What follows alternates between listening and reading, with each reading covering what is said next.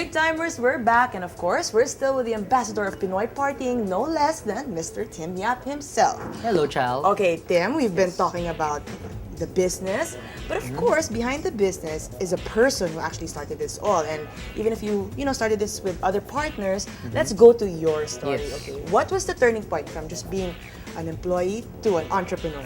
Actually, again, it's about the need, I come from nothing, and I'm very proud about that, because it's not like I came from a very privileged background, Okay. I wasn't blessed with a lot of things, there was a need, so all of a sudden, from the need of the dance floor, and also personal need, I've always been one to be able to like seize opportunities when I see it. I started way back. My first job was I was in the theater. I was a very frustrated actor. So bitten by the artistic theater bug, I would always summers would be spent backstage, in theater companies where I would be part of the crew. So when there would be no roles, I would be part of the crew. And crew is just, being part of the crew behind the scenes is being short for alalay ng director. But I loved it because it was great training for me. So they would tell me, okay, just get dead flowers from wherever. So I would, here I was. I'd commute to Quiapo, to Dangwa, and pick dead flowers from the garbage can. Whatever they asked for. Whatever they asked for, for me, it was never about prestige of what you're doing. It's whatever the job, if the job had to be done, and if I had to do it, then I'll do it, And eventually, you turned even yourself, into a brand name in itself. So, were there any fears at the start when you actually came into business, or was it all like, this is it, this is for me? Actually, the fear, of course, we love what we do, and it starts from loving what you do. But fear, there's always a, if this is Toledo scale, there's always there's fear, and there's love for what you do, and there's always fear that is counterpoint to it. But you always have to make sure that the love that you feel for what you do and for your industry, for whatever you're doing, outweighs the fear. Let's talk about the moment of success. When did you start feeling na, aha, this is it, I'm slowly getting my achievements? To be honest, and this is not to exude false humility, Okay. I really don't feel that I've reached that level of success, because there's always, there's always that more thing, but Yeah. I'm not a greedy person. But I always want to challenge myself. Okay, let's stick to that. Does it actually help? Yes, but also, like, for example, right now I'm taking up my master's degree Yeah. in entrepreneurship Yeah. in AIM, and I'm realizing that there's so many things that I don't know.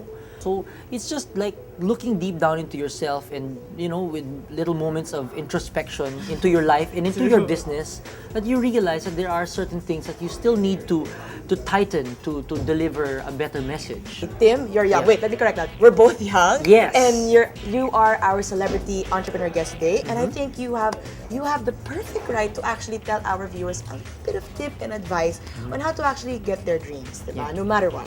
Okay, the first thing that I would advise entrepreneurs is self-mastery. Alam nyo, kailangan kilalang-kilala nyo yung sarili nyo, because how can you deliver a product, how can you deliver a service well if it's not really coming from inside of you, if it's not coming from a position of truth. Once you've established that, then you're in a great position to be able to create from a foundation. Think of it as a tree.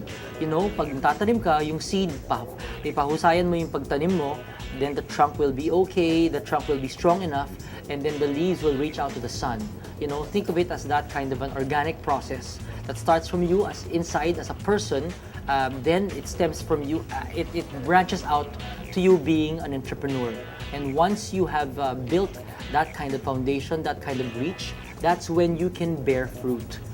So let it be organic, trust yourself, and focus on reaching out to the sun, getting as much nourishment along the way, and don't be scared to ask for advice, because and bear in mind to surround yourself with good people who can even make you a better person.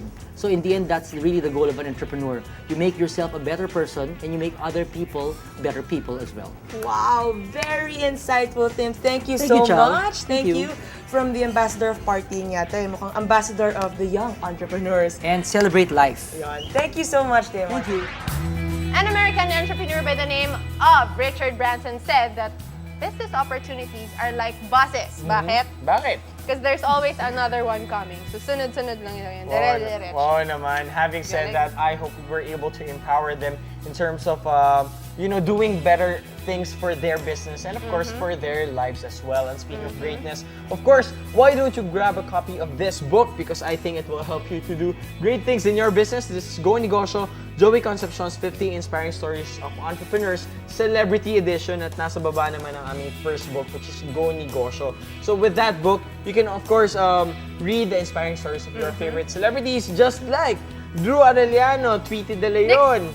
Marami pang iba. Next time kaya nandyan ka na. Well, who knows, guys? Hindi natin alam kung ano mangyayari. But Duan, where can they get a copy of that? Sa lahat ng leading bookstores for only 395 pesos. Diba? Tingnan nyo naman, guys. Ganun kayo kalakas sa amin. At yun nga, malakas sila sa atin. You can also use your mobile phones to get in touch with us. Just type in Negosyo Space your message and send that to 2299. At Iko, anong meron sa ating website? Of course, sa ating website na www.gonegosyo.net. Ikaw tinatamad ka. Hindi, kaya mo yan. Sa ating website na gonegosyo.net, of course, maraming nangyayari dyan. Nandiyan ang ating free negosyo podcast wherein they can catch the past episodes of GoNegosyo Bigtime. Nandiyan din may mga forums din dyan, at nandiyan din ang column ni Mr. Joey Concepcion na Ask Negosyo, which you can also read in Philippine Star. And of course, you can get connected with us.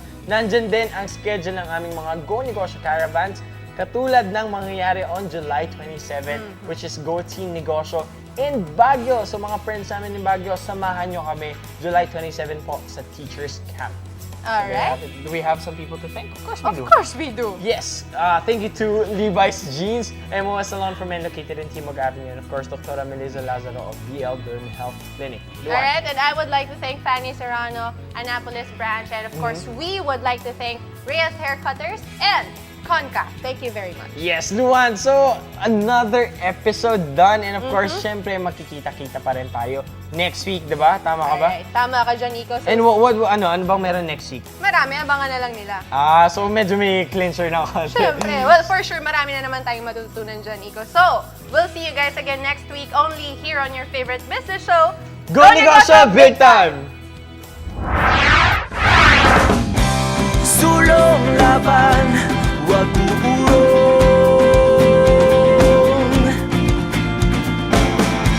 Pakinggan sa iyong puso ang sigaw na dati bulong. Sulong laban, huwag uurong.